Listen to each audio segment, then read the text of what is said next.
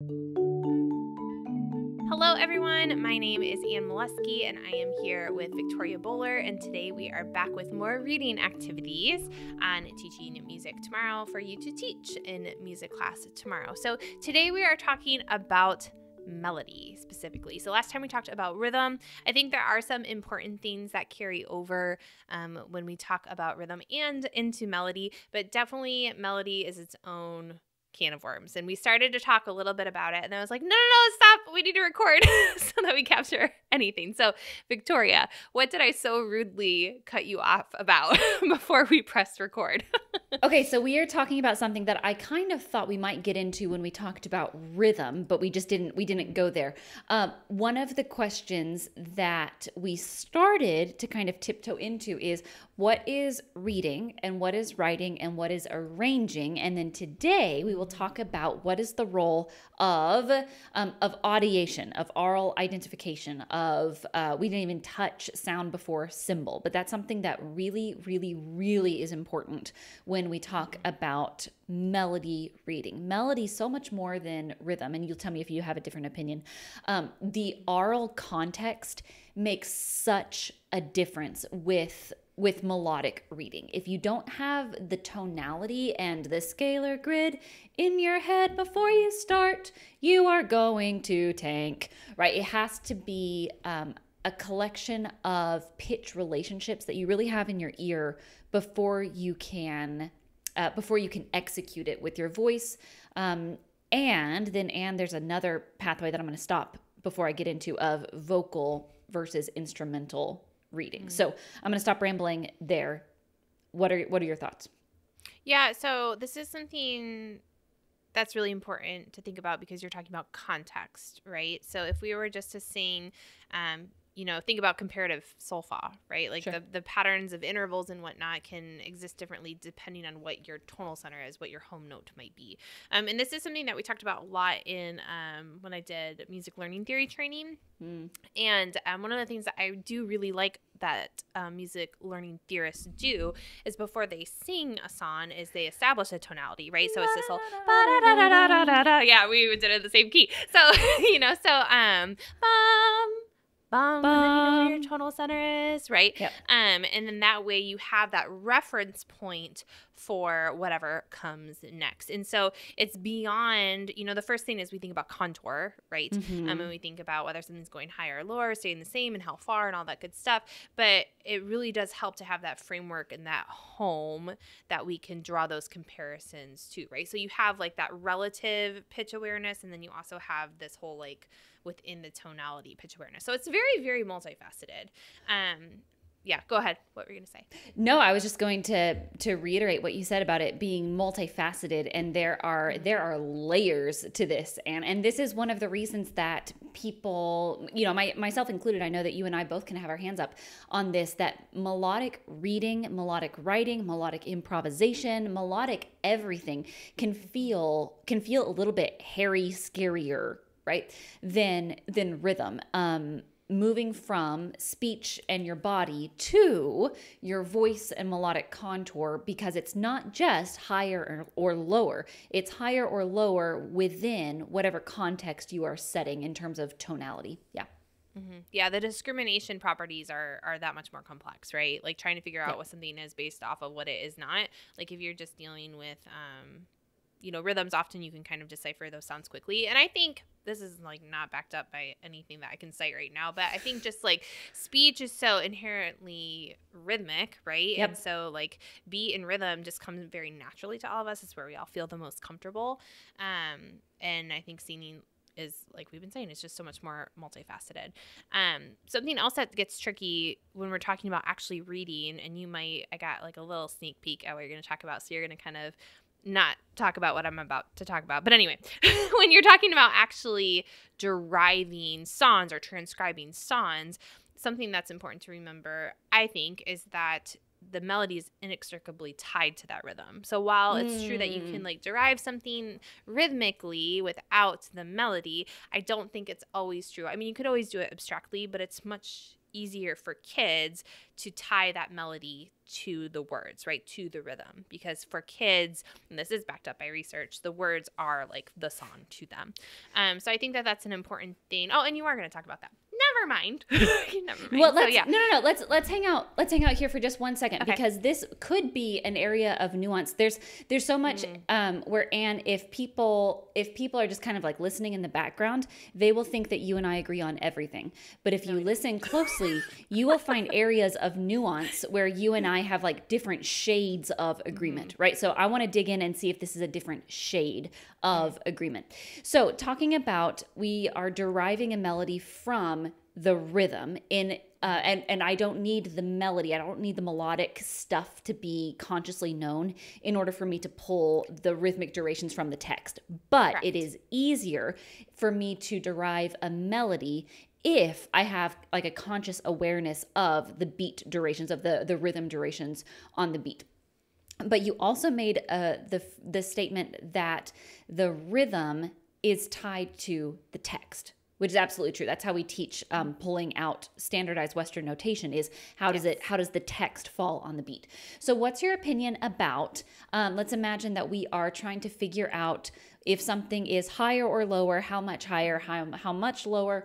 Do I need to have standardized Western notation for the phrase, or can I say which word is the highest? Which word is the lowest? The latter. The Okay. latter for sure. Yeah. Okay. Because I do, well, here's another question. Would you consider like the tone ladder to necessarily be Western notation? I guess it is, right? I don't. When I say, this is another good can of worms. I would not say that. I would just say that that's solfege. And when I say standardized Western notation, a better way to say that for melody would be 5-line 4-space staff. No, because I don't teach everything automatically on 5 lines, right? Like I always start with 1 line even, and is it higher or lower with so and me and all that kind of stuff. Yeah, so I think so we're thinking about like widest to narrowest, right? And so if you think about melody notes, we're looking at high versus low, thinking Andy panty sugar and candy all jump in, Andy panty sugar and candy all jump high, Andy panty sugar and candy all jump low. Like we want those extremities as much as we can. Sorry for that like fast forward. It's all good. And before we get into like those narrow like minor thirds, right? Yes. And that's the reason. So, And that's the reason that we start with the minor third, you and I personally. That's the reason that you and I start with the minor third instead of descending stepwise motion, mi, re, do. Because if we're thinking about high and low, there are 2 choices. One is high, one is low. And then that gets us kind of, what you're talking about, like moving from the big picture to the small picture. Then once we have that discrimination of high and low, then we can add in mi, re, do, we add so, mi, la, et cetera, et cetera. Yeah, with a nuance. Yeah. Yes. And mi, re, do, as if we're talking about kids who are starting in our music program in kindergarten, we would start with so, mi, but we could have that conversation later about older beginners and whether or not we would start with so, mi, or mi, re, do, and all that stuff. This is a good time so that we don't, divorce half our audience. Anne and I are supportive of whatever melodic sequence you want to use. Anne and I want you to have a sequence, but it doesn't have to be our sequence. Is that good? No. Yes, yeah, it just has to be one that you thought about, that you like, and that's intentional. All right, cool. Let's just jump into it. Let's go. I think so. Because we're going to pontificate our socks off. All right. Okay, so at this point, 2nd grade has done all around the buttercup. 1, 2, 3. If you want to find a friend, just pick me. We've done that. We've also gone, here's the way we Billy, Billy, Billy, Billy, Billy, Billy. Here's the way we Billy, Billy, all night long. We've also done, let us chase the squirrel up the hickory, down the hickory. Let us chase the squirrel up the hickory tree. All of those are in our ears. We could sing them from memory. We've had lots of varied experiences with these songs. You'll notice though, Anne, we have not put this melody on the 5-line 4-space staff. So now my question to 2nd grade is, I wrote a melody on the board. Can you please figure out, turn to a partner, my turn to a partner is just shoulder partner. Which melody do I have on the board? So for this, students, if they have not done this before, then they will need a little bit of coaching. And this is not, the first time you do it, it is not the time to turn to a partner and just ask students to do it on their own. The first time we do it, we will walk them through. But by second grade, depending on how you've been teaching, students will be very familiar with this type of activity. So I have all around the buttercup. Could you take your paintbrush and will you paint this melody in the air while we sing just that first part, all around the buttercup? Here we go. All around the buttercup. Good. Now let's check. All around the that doesn't make sense. What about, here's the way we Billy, get your paintbrush out. Here we go. Here's the way we Billy. Let's check it. Here's the way we That's not what we were painting. Now let's do, let us chase the squirrel. Here we go. Let us chase the squirrel. Let's try that one. Let us chase the squirrel up the hickory, down the hickory. Let us chase the squirrel up the hickory tree. Yes, this is Let Us Chase the Squirrel.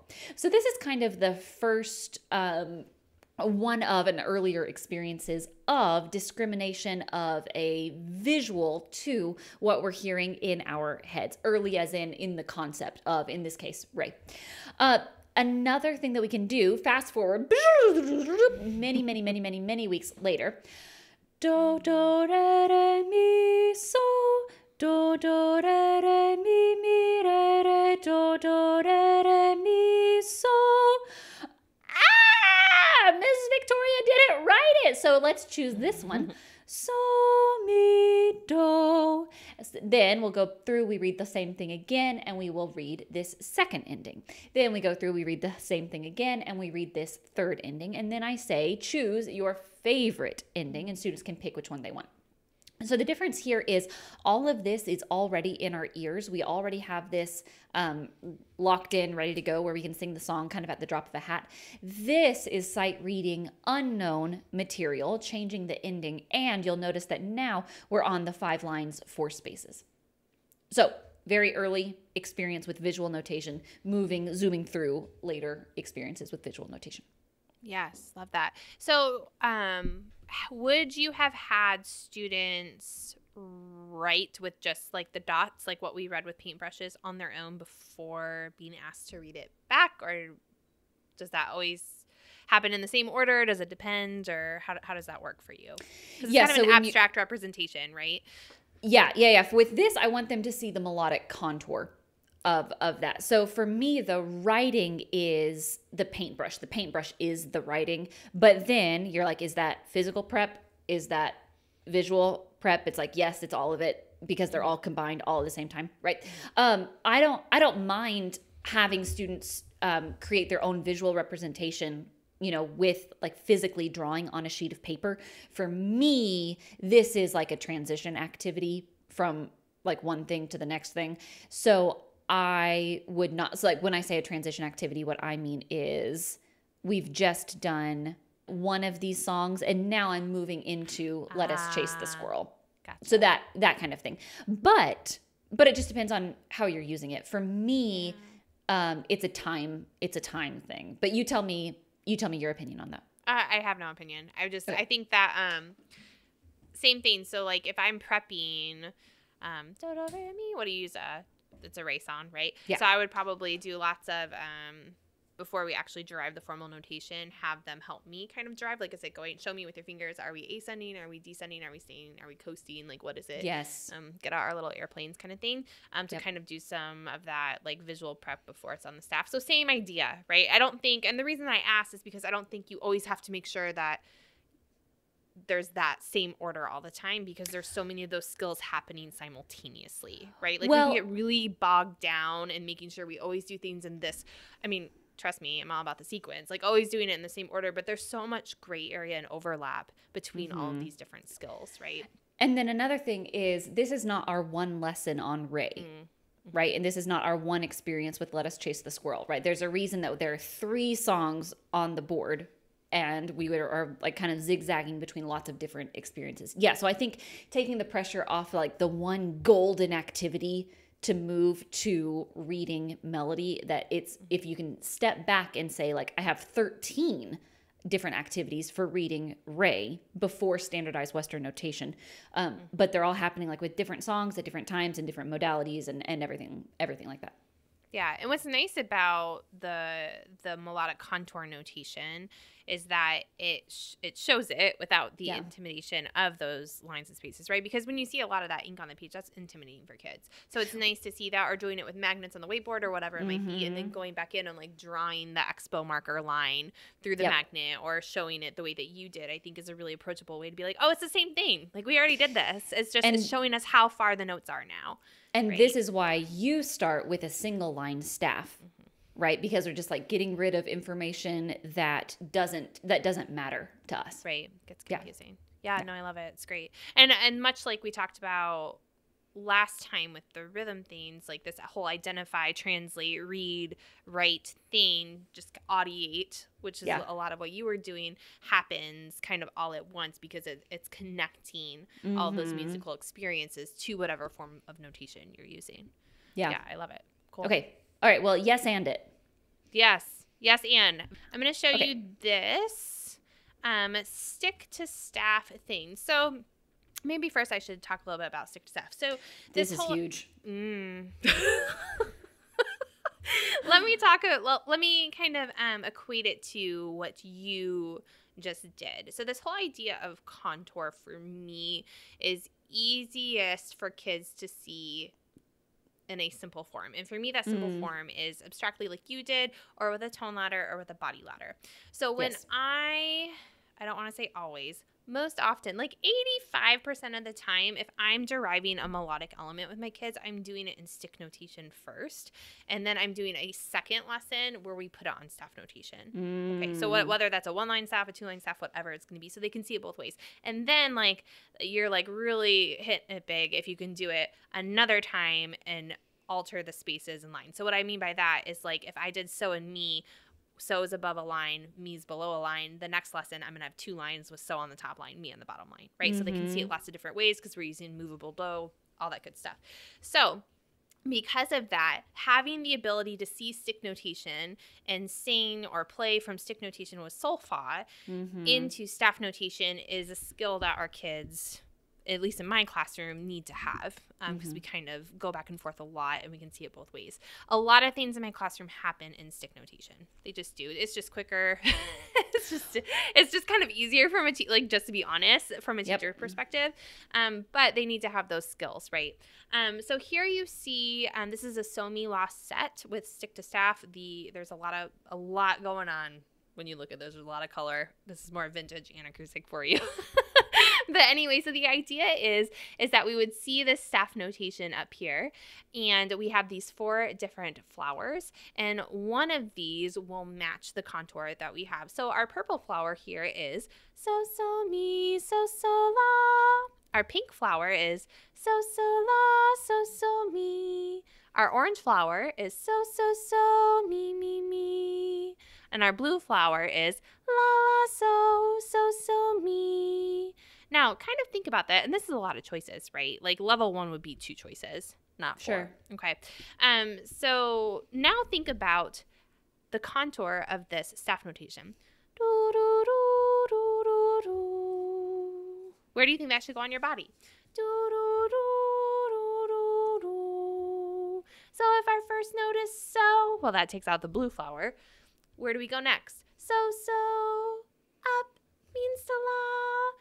So, down to me, and that's our pink flower, right? So same thing, if they've never done anything like this, it's going to take a little bit of coaching, like kind of walk through the first days. Oh, I messed up. Is there an error in this? That's great, Anne. Go team. There we go. Beautiful. Okay, so that's the correct one. So this can be like an interactive thing on an iPad or a whiteboard or whatever. And then it goes to the next one. So then same idea. So you could either have them just kind of think through or audiate the flowers, or you could go through and do it individually. Grab a glockenspiel and play. Which one do you think it is? Mi, so, so, la, la, so, right? And then there it is again. So again, even though this kind of looks like this is super short, but one and done sort of activity. There's a lot of different ways that you could sort of go at it, right? Like you could sing through each of these. You could audiate and hand sign through each of the flowers and then listen to the glockenspiel. You can kind of reverse it. You could play all the flowers and then have them raise their hand when it matches. You could do it for individual practice, for assessment.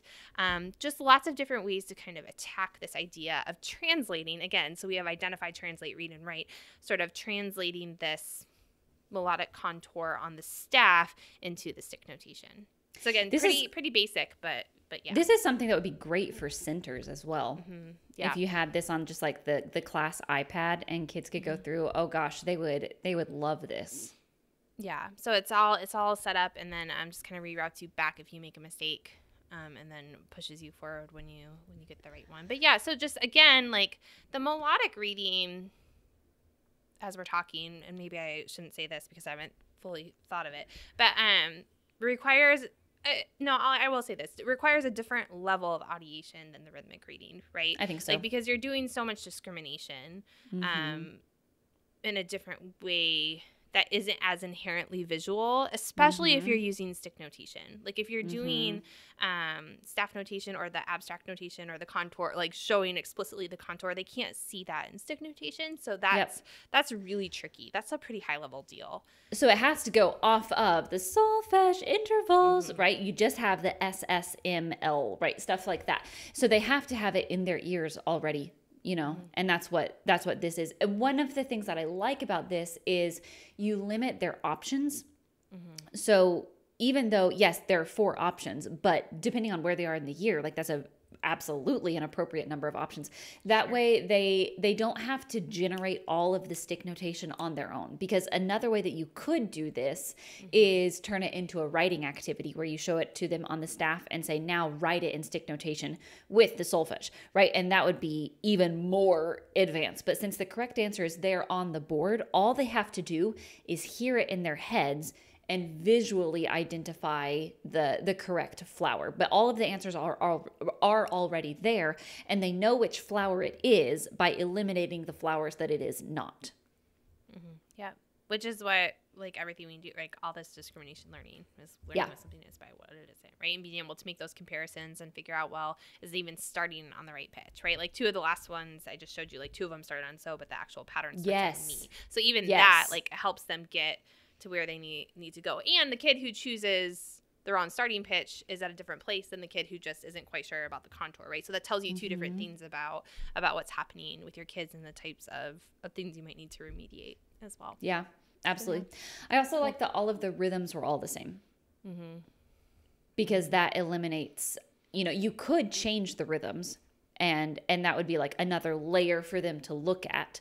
But keeping it all the same, it really focuses their attention. Do you start very quickly? Because this is kind of neither here nor there, but it looks like you start with the Kerwin hand signs in with your littles, and then what you call like the body ladder is its own thing. No, so the body ladder is a prep. So I mean, they learn like high versus low like, in kindergarten. And your so is here? Yes. So me, do's on my knees. Okay. So me, so, la, ti, do. Okay. Ti, la, so. Yeah, which I know like is frustrating for everyone because everyone loves to go hot cross buns, right? Right.